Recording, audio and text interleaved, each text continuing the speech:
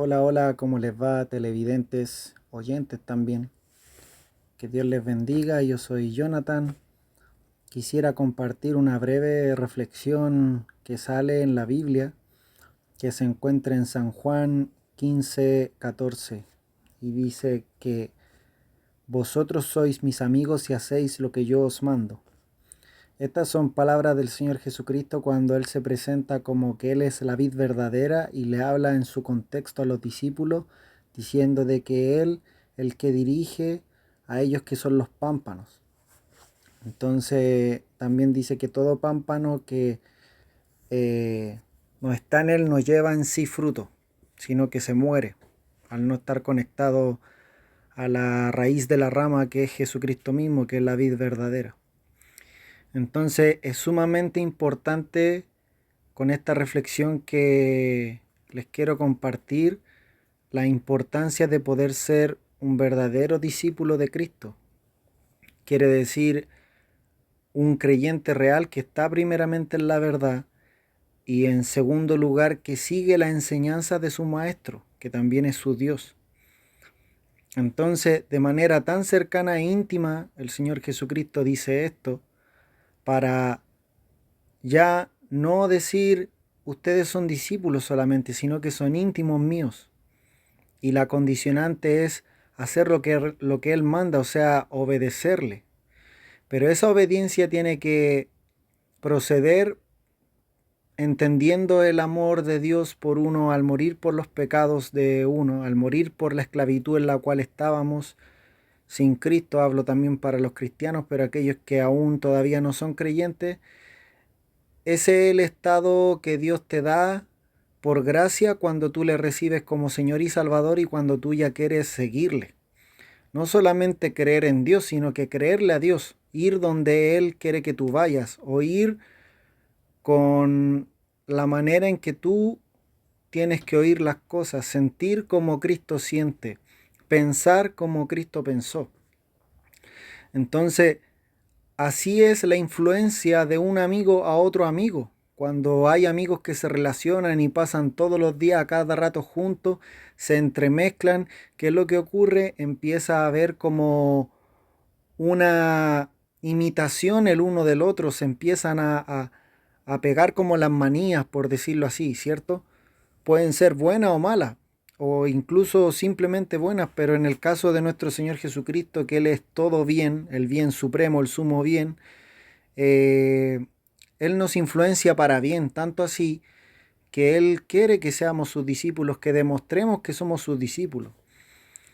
¿Y por qué hago esta reflexión? Porque como hoy es el Día de la Amistad según el sistema de este mundo, y aprovecho de decir que no solamente hay que celebrar el amor de pareja, sino que también celebrar el amor fraternal, el amor filios de un padre hacia un hijo y viceversa. Eh, Hay distintos tipos de amores, excluyendo lo que es el amor de homosexuales y lesbianas. Y la Biblia es clara en ese sentido. No quiero sonar homófobo porque no lo soy, ¿ya? La palabra homófobo quiere decir miedo a otro igual a mí. Y yo respeto al homosexual, a la lesbiana, porque están hechos a imagen y semejanza, no siendo homosexual y lesbiana. No estoy de acuerdo con su estilo de vida, pero sí creo que hay que amarlos porque son creación de Dios. Así que para poder ser discípulo de Cristo es importante poder seguir la enseñanza del Maestro. Alguien puede decir, es que yo en realidad para poder seguir a Cristo no necesito ir a una iglesia. Realmente está equivocado porque resulta que ninguno de los discípulos de Jesucristo, cuando Jesús les dijo, anda, ven y sígueme, ellos se quedaron en el mismo lugar o zona de confort donde se encontraban. Siguieron al Maestro no solamente porque Él era la palabra, porque Él los salvó, conquistó sus corazones, los atrajo, los sedujo con su amor eterno, sino que también eh, iban y hacían lo que el maestro decía que había que hacer y Él se colocaba como ejemplo. como a través del servicio. Entonces, Jesús, siendo el Hijo de Dios, sirvió tanto al Padre, pero también sirvió a sus semejantes, en ese caso a los más cercanos, quienes eran sus discípulos, aquellos que el Señor les dio para que Él los mentoreara, los guiara al camino de la verdad, los guiara por el camino de la fe, que es la justicia verdadera, que es vivir por fe y para fe.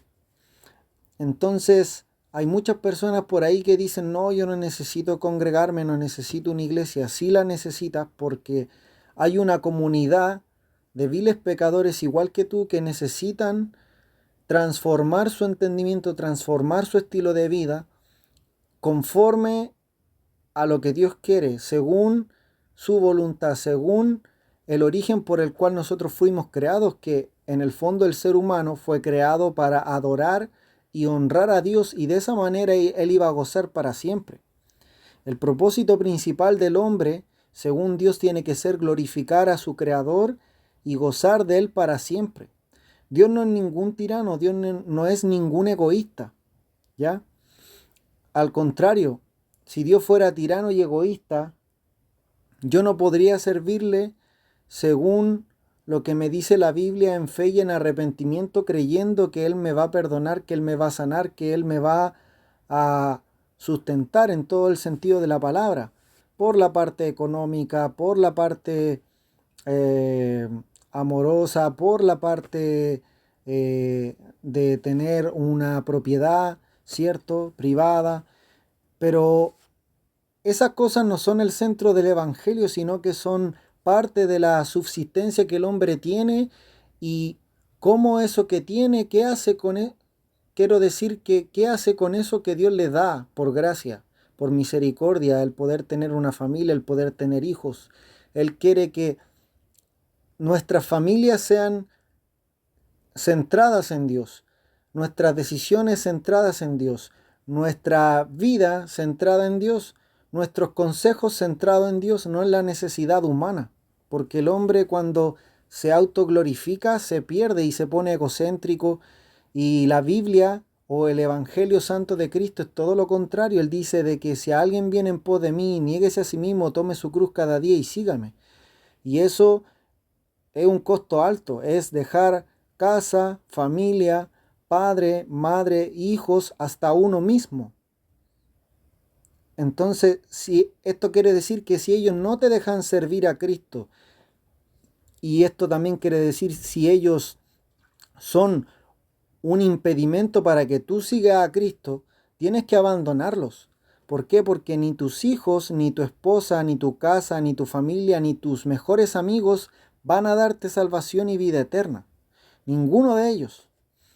Entonces eso hay que tener súper claro lo que Cristo vino a enseñar y por qué Él incomodaba de esa manera. Porque la única religión que realmente incomoda el caminar del hombre y hace que renuncie y se niegue a sí mismo y deja que Cristo viva en su vida es el cristianismo. Vean el hinduismo, el judaísmo, muchas reglas basadas en la necesidad del hombre de querer conseguir el favor de Dios. Pero en el fondo está consiguiendo el favor del mismo y el de los hombres para que le digan, oh, tú eres tremenda persona. Pero sin embargo el Evangelio según Jesucristo enseña todo lo contrario. Dice que hasta nosotros mismos tenemos que aborrecernos. ¿Por qué? Porque siempre nosotros vamos a querer hacer nuestra voluntad y no la voluntad del que nos creó. Entonces por eso es importante aceptar a Cristo como Señor y Salvador en fe y en arrepentimiento, poder seguirle, tomar la cruz de uno y tampoco acortar la cruz de Cristo para que se haga menos pesada.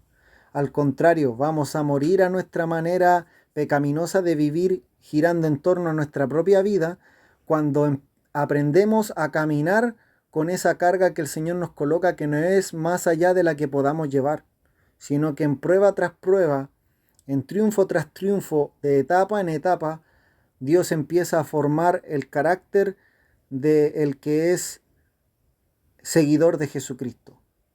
Eso quiero recalcar. Así que, bueno, esa es mi reflexión.